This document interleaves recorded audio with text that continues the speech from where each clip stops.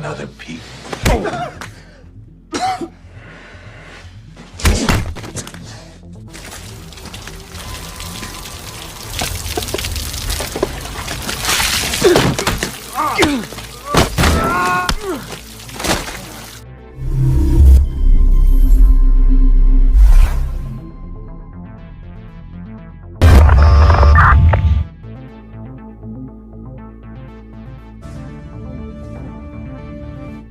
Seorang perampok jenius, yang diketahui bernama Papillon, terlihat sedang membobol sebuah brankas. Dengan cukup mudah, Papillon berhasil membobol brankas tersebut, yang ternyata berisi sejumlah butir berlian.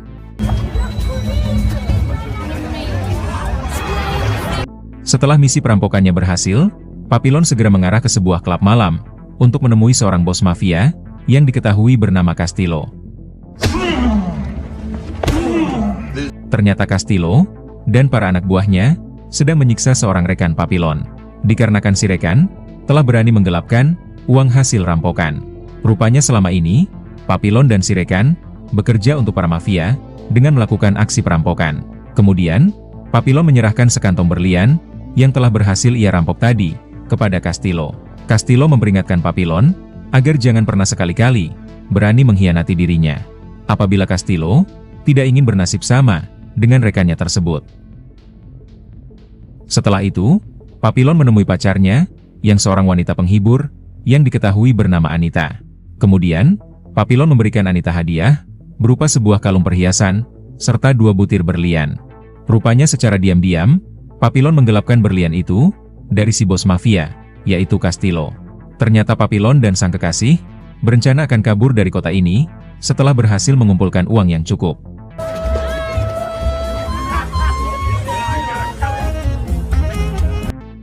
Di keesokan paginya, beberapa orang pria mendatangi Papillon di penginapannya. Ternyata yang datang adalah para petugas polisi yang langsung meringkus Papillon. Papillon dituduh telah menghabisi rekannya sendiri. Padahal yang membunuh si rekan tak lain adalah Castillo bersama para anak buahnya.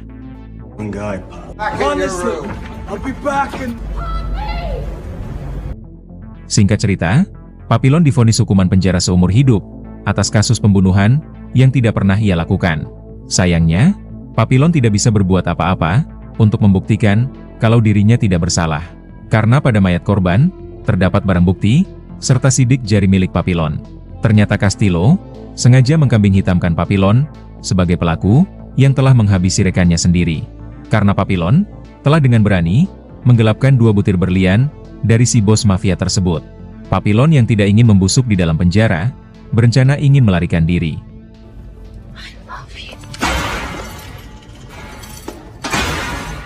Di dalam sel itu, Papillon berkenalan dengan Johnny, yang ternyata merupakan tahanan perampok, sama seperti Papillon. Sama seperti Papillon, Johnny pun berencana ingin kabur dari penjara nanti. Singkat cerita, Papillon dan para tahanan baru lainnya diperiksa kesehatannya oleh para polisi. Sebelum akhirnya mereka semua akan dijebloskan ke dalam penjara yang terletak di tengah pulau. Semua tahanan yang diperiksa ini, termasuk Papillon, merupakan tahanan terpidana seumur hidup. Di tengah pemeriksaan, perhatian Papillon tertuju kepada seorang tahanan bernama Louis. Louis merupakan seorang konglomerat yang dipenjara karena melakukan sejumlah tindakan penipuan.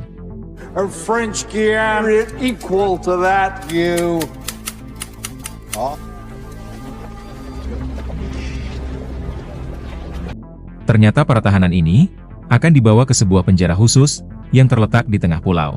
Sebelum naik ke dalam kapal, Louis sempat berpamitan kepada istri dan pengacaranya. Rupanya kasus yang menjerat Louis sudah naik banding di pengadilan, sehingga membuat Louis sangat yakin kalau tidak lama lagi dirinya akan terbebas dari segala tuduhan. Papillon sendiri berusaha ingin mendekati Louis untuk bisa memanfaatkan uangnya demi memuluskan rencana Papillon untuk kabur dari penjara nanti. Louis yang bertubuh kecil menjadi sasaran empuk oleh para tahanan terkuat untuk diintimidasi. Kesempatan itu lantas dimanfaatkan oleh Papillon untuk menarik perhatiannya. Papillon mendekati Louis dan lantas menawarkan diri menjadi pelindung Louis selama mendekam di dalam penjara nanti. Tapi sebagai imbalannya, Louis harus membiayai upaya Papillon melarikan diri nanti. Tawaran dari Papillon ditolak mentah-mentah oleh Louis. Karena Louis merasa Papillon sama seperti para tahanan lainnya yang cuma punya niat busuk. untuk memanfaatkan uangnya demi kepentingan pribadi. The kind of man that can make up his own mind. You're a good judge of character. Yeah, you too. We should team up for escape. Pada tengah malamnya, tahanan yang berada di samping Louis dihabisi oleh seorang napi brutal. Hanya demi mengambil uang dari dalam perut si korban yang sebelumnya ia telan untuk mengelabui para petugas sipir.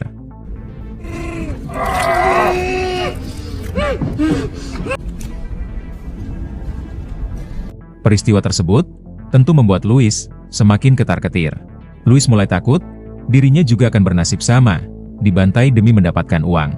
Louis semakin sadar kalau kehidupan di penjara ternyata memang sangat brutal dan mengerikan. Apalagi para petugas sipir seolah sama sekali tidak peduli kalau para tahanan ingin saling membunuh satu sama lain. Sampai pada akhirnya, Louis pun bersedia mempertimbangkan tawaran perlindungan dari Papillon. Tawaran dari Papillon syaratnya masih sama, yaitu jasa perlindungan dari Papillon dibayar dengan uang oleh Louis. Bukan hanya itu, Papillon juga bersedia mengajak Louis ikut serta melarikan diri dari penjara nanti. Louis yang seorang konglomerat, tentu uang bukanlah masalah baginya. Sementara untuk upaya melarikan diri, Louis sama sekali tidak tertarik untuk ikut serta dengan Papillon. Louis cukup percaya diri, dirinya bisa bebas dari penjara dengan menempuh jalur hukum. Why I need a man like you. I've reconsidered your offer. Escape you can arrange. Alright? You're coming with me. I enjoy being alive. Fellow optimist. Di malam berikutnya, si napi brutal kembali beraksi. Kali ini targetnya adalah Louis. Tapi dengan cepat, Papillon melindungi Louis sesuai dengan kesepakatan.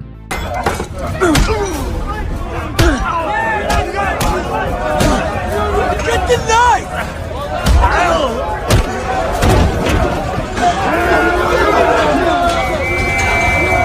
I'll kill you!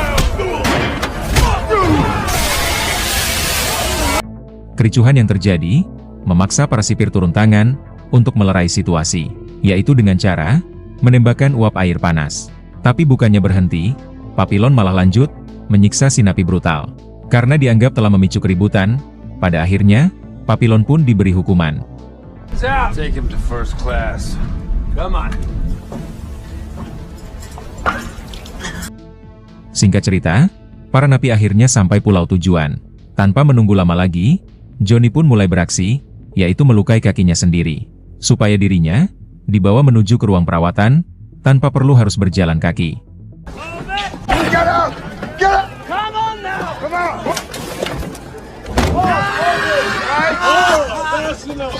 If I call your name.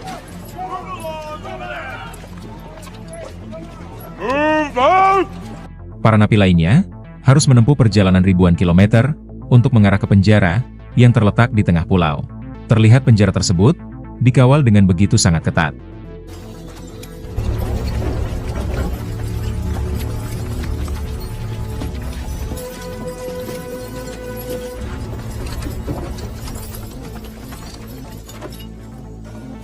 Si kepala sipir yang bernama Frank berpidato di depan para napi yang baru sampai, memberitahu terkait sejumlah aturan mutlak yang tidak boleh dilanggar selama mendekam di penjara ini.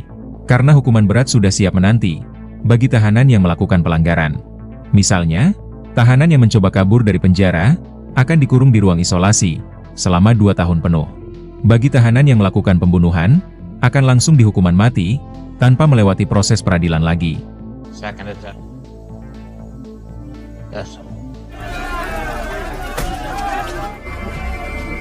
Setelah itu, puluhan tahanan dimasukkan ke dalam sel masing-masing, di mana dalam satu sel diisi oleh puluhan napi. Tanpa membuang waktu lagi, Papillon mulai beraksi, mendekati seorang tahanan senior yang diketahui bernama Lucas. Lucas yang merupakan seorang tahanan senior, rupanya memiliki koneksi dengan para petugas sipir.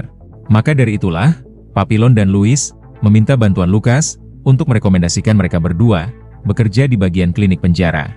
Bukan hanya itu saja, Louis juga meminta bantuan Lucas untuk membawakannya sebuah buku tulis. Lucas ternyata tidak keberatan untuk membantu Louis dan Papillon, asalkan dirinya dibayar dengan uang.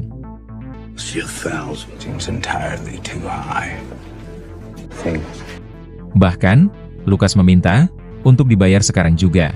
Untung saja, Louis membawa uang tunai, yang sebelumnya, sudah ia telan di dalam perutnya. Untuk mengeluarkan uang dari perutnya, Louis harus ke toilet terlebih dahulu. Dengan proses yang tidak mudah, karena toilet di penjara ini, memiliki konsep terbuka. The bathroom. Excuse me, gentlemen. Toilet's there, princess.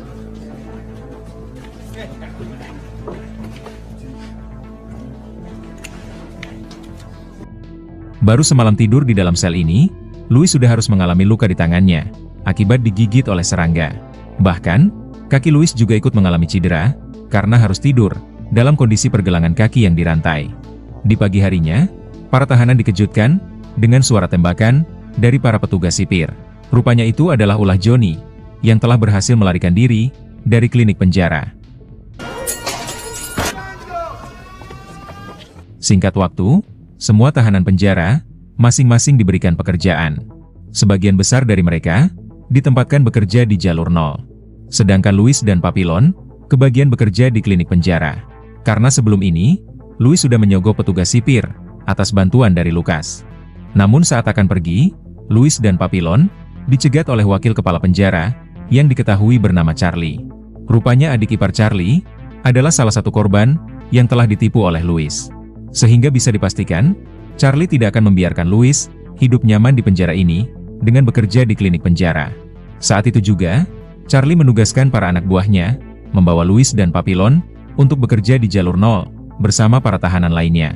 Rupanya jalur 0 yang dimaksud merupakan wilayah pertambangan. Semua tahanan yang bekerja di sana dipaksa mengangkut bebatuan besar. I don't feel so good. It goes in the car. Louis yang fisiknya tak terbiasa bekerja keras, tentu dirinya begitu sangat kewalahan. Berbeda jauh dengan Papillon, yang memang sedari kecil, sudah terbiasa bekerja sebagai buruh kasar. Meskipun gagal bekerja di klinik penjara, buku dan rokok tetap diterima oleh Louis dan Papillon. Rupanya Louis memiliki hobi melukis, terutama melukis wajah istrinya, yang sangat ia sayangi. Tapi Papillon malah bercanda, berkata kalau istri Louis mungkin sedang bersama laki-laki lain sekarang. Mendengar candaan tersebut, tentu membuat Louis sedikit kesal. For you. You're a real optimist. Di keesokan harinya, seorang tahanan bernama Vito, dibuat kesal oleh Louis. Karena di saat semua orang bersusah payah, mendorong gerobak bermuatan batu, Louis malah hanya berpura-pura ikut mendorong. Ternyata Louis sedang terserang diare akut, yang membuat tenaga fisiknya melemah. Akibatnya, kapsul uang dari perut Louis ikut terjatuh bersama kotorannya. Alhasil, Papillon pun berhenti mendorong, dan fokus mencari kapsul uang tersebut. Untung saja, Papillon berhasil menemukannya, sebelum si petugas sipir datang. Get more work for the rest of us. Get up. Come on, pick him up. Put him in the car. Pada akhirnya, para tahanan diizinkan untuk beristirahat selama 10 menit. Mereka semua hanya diberikan makan, berupa sepotong roti. Di tengah makan siang, Louis menyadari kalau tahanan di sampingnya tewas akibat kelelahan. Bukannya panik, Vito malah mengambil makanan milik tahanan yang sudah mati itu. Prematurely judged you.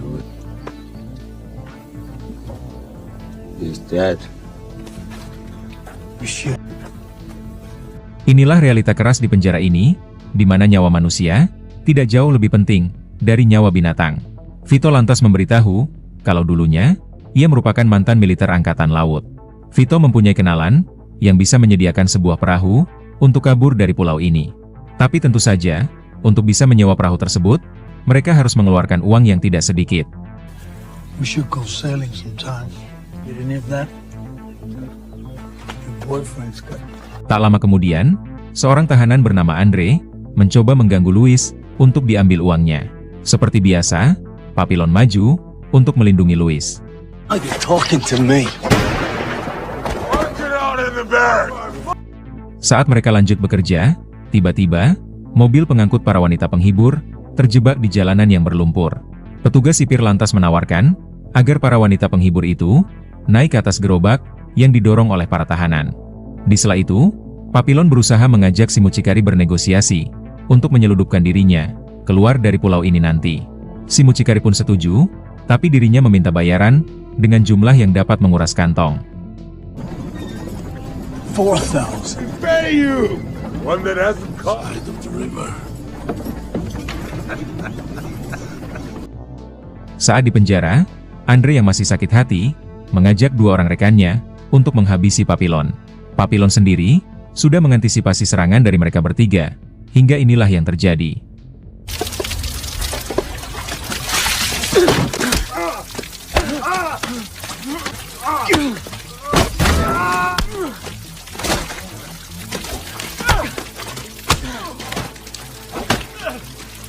Alhasil, Papillon berhasil membalikkan keadaan dengan meratakan mereka bertiga. Rentetan kejadian demi kejadian yang hampir saja merenggut nyawanya membuat Louis semakin takut dan gelisah.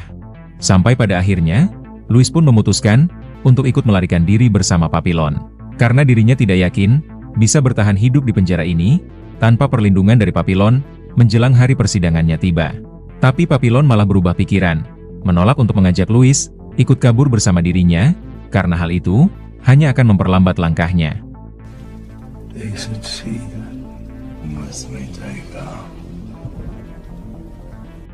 Di keesokan paginya, semua tahanan dikumpulkan di lapangan. Mereka dipaksa menyaksikan eksekusi mati seorang tahanan yang telah berhasil ditangkap karena berusaha melarikan diri 2 hari yang lalu. Tahanan tersebut tak lain adalah Johnny. Johnny dieksekusi karena dalam upaya pelariannya, ia telah menghabisi 2 orang petugas sipir.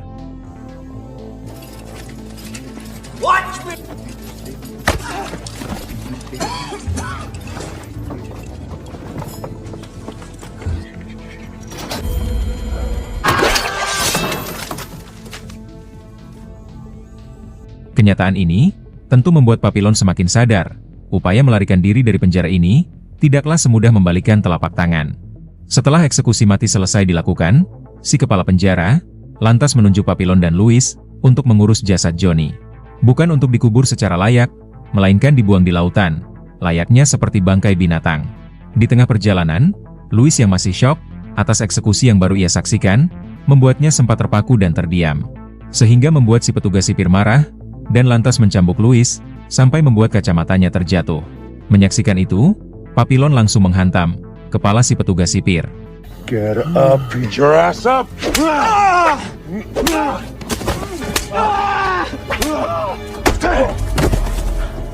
Takut kalau dirinya akan dihukum, karena sudah menyerang seorang petugas, Papillon pun memutuskan untuk sekalian melarikan diri saja. Para petugas sipir yang lain berusaha memburu Papillon. Namun mereka kehilangan jejak setelah Papillon melompat ke air terjun.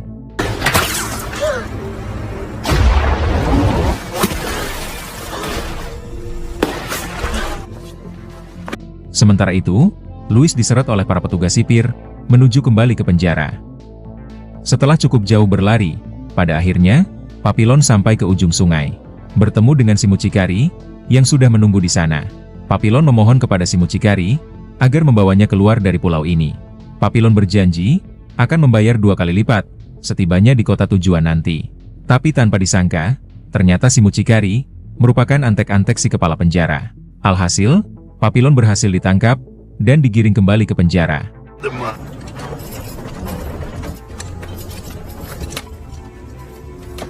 Si kepala penjara lantas memberitahu Papillon kalau si petugas yang ia serang untungnya masih hidup.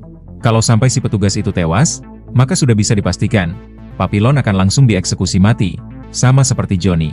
Alhasil, Papillon hanya dikurung di ruang isolasi selama 2 tahun penuh, yaitu sebagai hukuman karena telah mencoba melarikan diri. You heard the word. Kebanyakan tahanan yang mendekam di ruang isolasi tersebut, setelah keluar dari sana, mereka mengalami gangguan mental karena tekanan batin akibat kegelapan dan kesunyian yang tiada ujung. Tahanan yang mendekam di sana hanya diberi makan 1 kali sehari dengan menu makanan yang tidak layak konsumsi.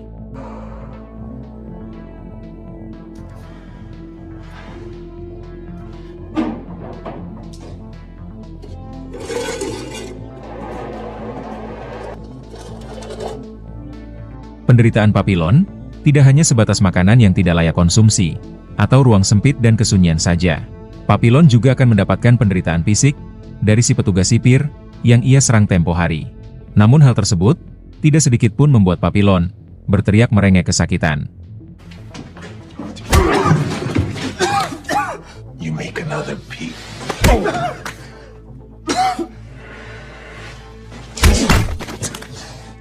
Sebaliknya, setiap pukulan yang ia terima, Papillon balas dengan senyuman untuk mematahkan mental si petugas sipir itu.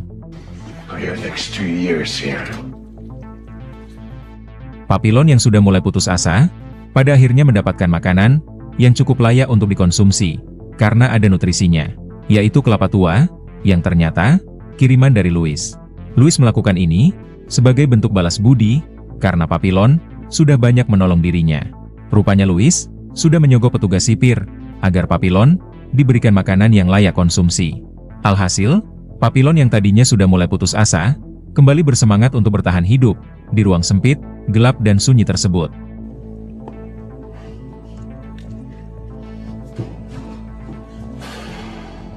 Selama mendekam di ruang isolasi, Papillon menghabiskan waktu dengan melakukan pelatihan fisik.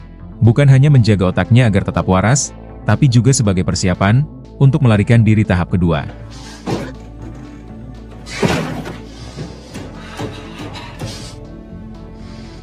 Beberapa minggu kemudian, seorang petugas sipir yang biasa membawakan makanan untuk Papillon dihajar oleh wakil kepala penjara. Karena si petugas sipir tersebut ketahuan menerima uang suap dengan memberikan makanan yang layak untuk Papillon. Si kepala penjara yaitu Frank kemudian menginterogasi Papillon terkait siapakah orang yang selama ini membantu Papillon selama mendekam di ruang isolasi ini. Rupanya petugas sipir kemarin sudah keburu tewas akibat dihajar, sehingga belum sempat memberikan kesaksiannya terkait siapa orang yang membantu Louis. Apabila Papillon tetap memilih bungkam, maka jatah makanannya akan dikurangi menjadi 1 kali dalam 2 hari. Papillon yang ingin melindungi Louis memilih untuk tetap bungkam. Alhasil, makanan tanpa nutrisi itu hanya diterima oleh Papillon 1 kali dalam waktu 2 hari, dan itu pun hanya setengah porsi saja. Put him on half rations. Akibatnya, tubuh Papillon menjadi kurus kerempeng karena kekurangan kalori dan gizi. Setiap 3 bulan sekali, para tahanan di ruang isolasi akan digunting rambutnya menggunakan gunting pemotong rumput.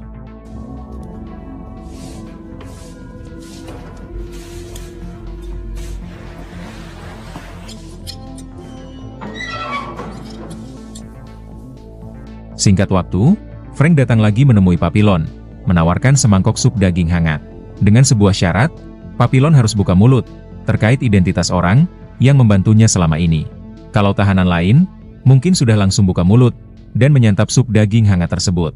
Papillon justru malah sebaliknya, meskipun tubuhnya sudah terkulai lemas, Papillon tetap memilih bungkam dan menolak makanan lezat bergizi tersebut.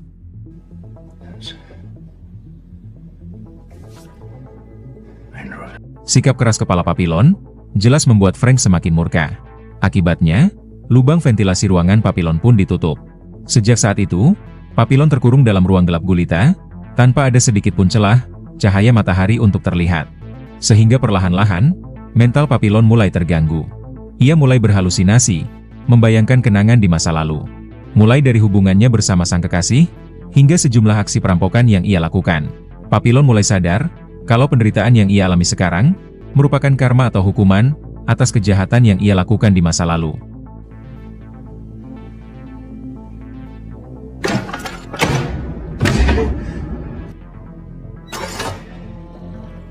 Singkat waktu, 2 tahun telah berlalu, Papillon akhirnya dikeluarkan dari ruang isolasi. Dalam kondisi yang sudah semakin mengenaskan, dan mengalami masalah mental. Berbanding terbalik dengan Louis, yang justru malah hidup layak di penjara, dengan menjadi tangan kanan si kepala sipir. Kemampuan Louis dalam mengatur keuangan, serta melakukan penipuan finansial, ternyata mampu menarik perhatian si kepala sipir, yang dikenal korup dan serakah. Bahkan, Louis sudah tidak perlu lagi bekerja di pertambangan jalur nol, karena sudah ditempatkan oleh si kepala sipir, bekerja di klinik penjara. Kemudian, Louis menemui Papillon, yang sedang dirawat di klinik penjara. Louis meminta maaf, karena tidak bisa berbuat banyak, untuk membantu Papillon, selama mendekam di ruang isolasi. Louis juga memberitahu, perihal bandingnya yang kalah di pengadilan. Alhasil, Louis divonis hukuman penjara seumur hidup. Bahkan, Louis ditinggal oleh istrinya, yang memilih menikah dengan pengacara Louis, sesuai dengan prediksi Papillon 2 tahun yang lalu. Life's good. Gone simple on me. Ternyata selama ini, Papillon sengaja berpura-pura gila, agar memudahkan aksi dirinya, mengelabui para petugas sipir, untuk melarikan diri dari penjara ini nanti. Bahkan kali ini, Papillon akan mengajak Louis untuk ikut kabur bersama dirinya. Mendengar itu, tentu Louis sangat senang. Louis lantas memberitahu, kalau 3 hari lagi, akan ada upacara, perayaan ulang tahun penjara. Si kepala penjara yaitu Frank, akan mengundang sejumlah politisi penting. Dalam perayaan tersebut, tentunya perhatian si kepala penjara, beserta para si petugas sipir, sedikit akan teralihkan. Kesempatan itu, bisa mereka berdua gunakan, untuk melarikan diri dari penjara ini. Setelah kesepakatan selesai, Papillon kembali ke mode awal, yaitu berpura-pura gila. Leave now! Leave! Get out! No, no, no! Calm down. Di malam harinya, Papillon melihat seorang napi brutal, yang sengaja ditugaskan oleh para sipir, untuk mengawasi klinik penjara tersebut. Tapi si napi brutal, malah berusaha memperkaos, seorang pasien napi di sana. Papillon sadar, jika ingin melarikan diri dari klinik tersebut, ia harus menyingkirkan, si napi brutal itu dulu. Maka dari itulah, Papillon mengajak si pasien napi, yang diketahui bernama Tom, untuk bersekongkol, menyingkirkan si napi brutal.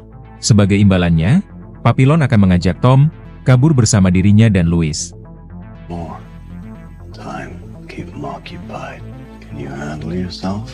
Well, nobody framed me. Di keesokan paginya, Louis dan Vito, mendatangi klinik penjara, untuk menemui Papillon. Untuk bisa masuk ke klinik penjara, tentunya, Vito harus melukai tangannya sendiri.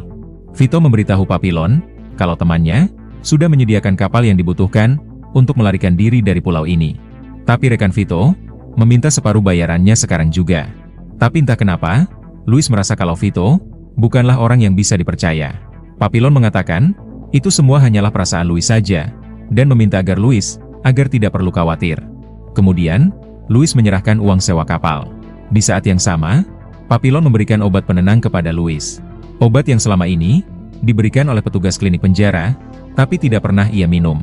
Dengan obat tersebut, Louis bisa menggunakannya, untuk membius para petugas sipir. Oh, good. He goes back. Tapi saat akan pergi, Louis malah dihadang oleh seorang napi, yang ingin merebut obat penenangnya. Tapi Louis yang sekarang, bukan lagi Louis yang dulu. Louis yang sekarang, sudah bisa melindungi dirinya sendiri, tanpa harus bergantung lagi kepada Papillon. Singkat cerita, di malam harinya, Louis mulai beraksi, membius para pengawal, yang berjaga di depan klinik, menggunakan obat penenang, yang sudah ia campur ke dalam botol minuman.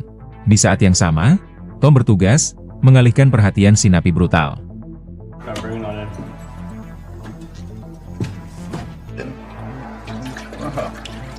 No one died. Sebisa mungkin, mereka tidak ingin menghabisi siapapun, dalam upaya melarikan diri ini. Karena kalau sampai tertangkap, mereka semua, akan dieksekusi mati. Para sipir yang berjaga di lantai atas, dan juga si napi brutal, berhasil mereka lumpuhkan.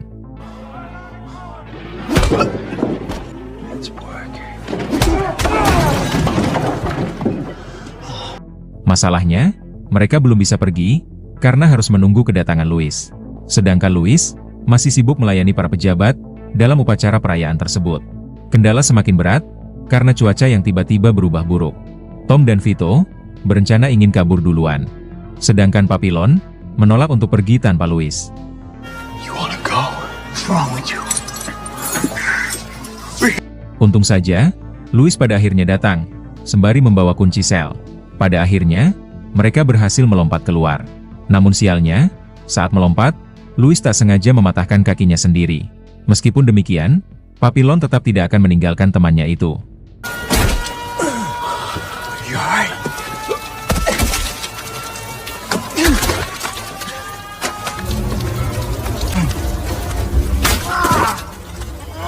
Apapun yang terjadi, Papillon tetap akan membawa Louis, meski dalam kondisi apapun. Sampai pada akhirnya, mereka bertemu dengan para pria bersenjata, yang merupakan rekan-rekan Vito, alias orang-orang yang menyediakan perahu. Kemudian, mereka meminta uang sisa pelunasan perahunya.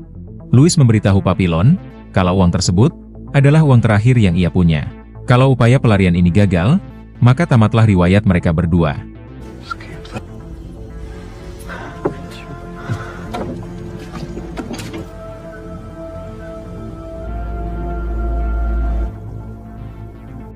Singkat waktu, mereka akhirnya masuk ke dalam perahu, dan berdayung menuju ke tengah laut.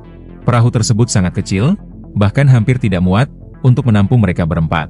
Secara diam-diam, Vito memberitahu Papillon, kalau salah satu dari mereka, harus turun dari perahu ini.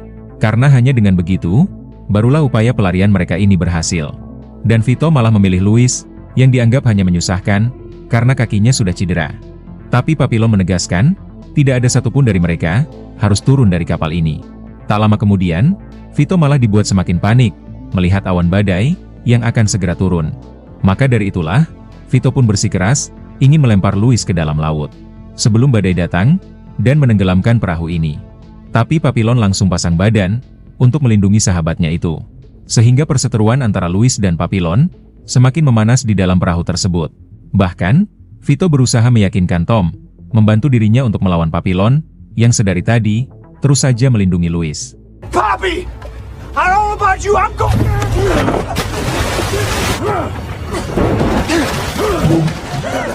Louis yang panik, langsung mengambil pisau, dan lantas menghabisi Vito, untuk melindungi Papillon.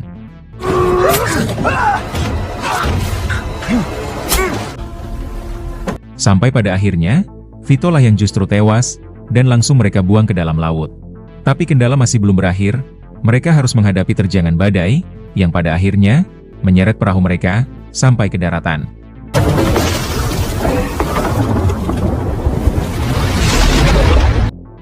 Rupanya mereka bertiga, terdampar di daratan Kolombia. Untung saja, para penduduk di sana, bersedia menampung mereka bertiga. Seorang biarawati, bahkan sudah mengetahui, kalau Papillon dan kedua temannya, merupakan tahanan seumur hidup, yang telah melarikan diri dari penjara. Ia lantas menyarankan mereka bertiga, agar segera bertobat, dan menyerahkan diri. Back. Come and pray with her. Sementara itu, Louis terlihat masih trauma, atas pembunuhan pertama, yang ia lakukan kemarin. Louis bahkan menyalahkan Papillon, karena tidak mendengar nasihatnya dari awal, perihal Vito, yang merupakan sosok yang tidak bisa dipercaya. Menanggapi itu, Papillon berkata, tidak ada gunanya berdebat sekarang. Karena si biarawati tadi, sudah mengetahui status mereka bertiga, yang merupakan buronan. Cepat atau lambat, si biarawati tersebut, pasti akan melaporkan mereka, ke pihak yang berwajib. Maka dari itu, mereka bertiga, harus segera kabur dari pemukiman ini, sebelum terlambat. Akan tetapi, Louis dan Tom, malah menolak untuk ikut bersama Papillon. Mereka berdua, malah memilih menetap di pemukiman itu. Sampai pada akhirnya, Papillon memilih untuk kabur seorang diri. Tapi saat hendak pergi, Papillon melihat kemunculan para polisi, yang sedang memburu mereka bertiga. Rupanya si biarawati, sudah melapor kepada polisi. Dengan cepat, Papillon kembali ke pemukiman, untuk membawa Louis, kabur dari sana. Tapi semuanya sudah terlambat, karena pada akhirnya, mereka berdua, berhasil ditangkap oleh para polisi. Bahkan, Tom tewas ditembak, oleh para polisi, saat berusaha melarikan diri. Pada akhirnya, Louis dan Papillon, kembali dijebloskan ke dalam penjara. Papillon sendiri, kembali dijebloskan ke dalam ruang isolasi, selama 5 tahun penuh. Singkat cerita, 5 tahun telah berlalu, Frank memuji mental Papillon, yang masih bisa waras, meskipun sudah dikurung selama 5 tahun, dalam ruang gelap dan sempit. Tapi penderitaan belum berakhir sampai di sini, karena Papillon, langsung dipindahkan ke penjara pulau lain, yang jauh lebih brutal, dari penjara sebelumnya. Bahkan, saking mengerikannya situasi di penjara itu, pulau tersebut, sampai dijuluki, dengan nama Pulau Iblis. Di penjara inilah, Papillon akan menghabiskan sisa hidup, sampai ajal menjemputnya. Penjara ini, tak ubahnya seperti rumah sakit jiwa, karena para tahanan di sana, mengalami masalah mental alias gila. Hanya seorang tahanan yang masih waras, dan itu adalah Louis. Rupanya, selama 5 tahun, Papillon mendekam di ruang isolasi. Louis sudah lebih dulu, dipindahkan ke Pulau Iblis ini. Para tahanan di sana, tidak dimasukkan ke dalam sel. Karena pulau itu sendiri, sudah berbentuk seperti penjara. Bahkan untuk makan saja, para tahanan ini, hanya diberikan bahan mentah. Hanya Louis saja yang memasak bahan tersebut sebelum layak untuk disantap. Sedangkan para tahanan lain memilih untuk langsung memakannya mentah-mentah. So he said, Saat mengambil air di sumur, Papillon melihat seorang tahanan yang tewas akibat bundir. Tapi Papillon terlihat biasa saja, karena pikirannya sedang fokus mencari cara untuk kabur dari Pulau Iblis ini. Louis mengatakan, untuk bisa kabur dari sini adalah suatu hal yang mustahil. Karena di sekeliling pulau ini dipenuhi oleh bebatuan runcing dan kondisi ombak laut yang sangat deras. Sudah ada puluhan napi yang berusaha untuk kabur dengan cara melompat. Tapi mereka semua malah langsung tewas akibat terkena bebatuan tajam atau bahkan dihantam ombak dan juga batu karang. Maka dari itulah, Louis tidak pernah memikirkan cara untuk melarikan diri dari sana. Louis lebih memilih menghabiskan waktu dengan melukis gambar di dinding.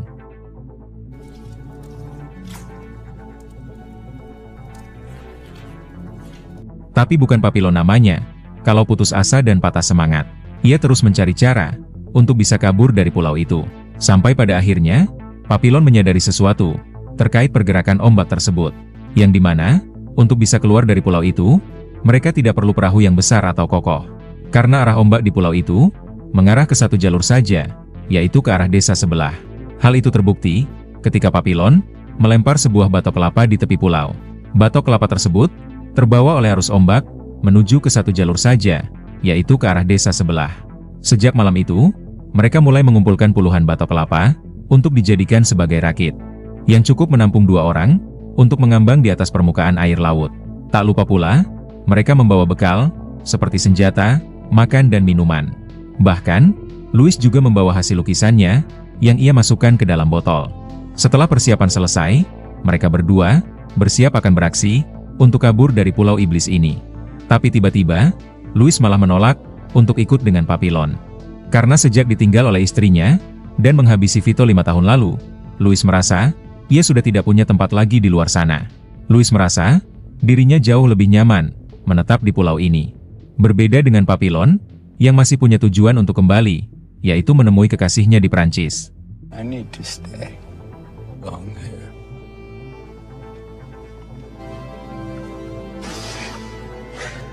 Tentu Papillon tidak bisa berbuat banyak, memaksa Louis untuk ikut bersama dirinya. Papillon tetap melanjutkan rencananya untuk melarikan diri, meskipun tanpa sahabat baiknya di sisi.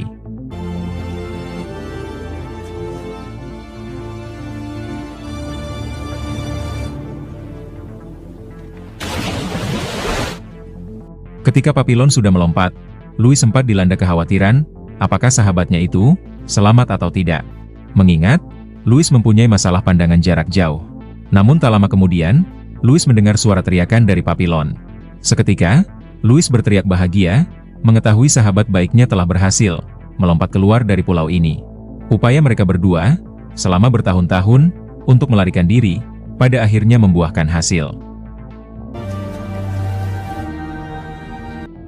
Singkat cerita, 20 tahun kemudian, Papillon akhirnya memberanikan diri untuk mempublikasikan kisah hidupnya selama mendekam di penjara dalam bentuk sebuah buku.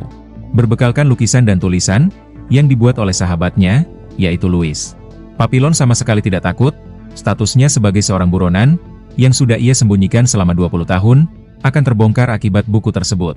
Di akhir film, terlihat rekaman asli para tahanan yang mendekam di penjara pulau itu. Dilaporkan, terdapat 80.000 tahanan yang mendekam di sana. Buku kisah hidup Papillon laku keras terjual di pasaran. Hingga beberapa tahun kemudian, pemerintah menghapus status Papillon sebagai seorang buronan, agar Papillon bisa kembali ke kampung halaman dan menghabiskan masa tuanya dengan tenang. Dan inilah wajah Papillon yang asli. Kemudian, film pun selesai.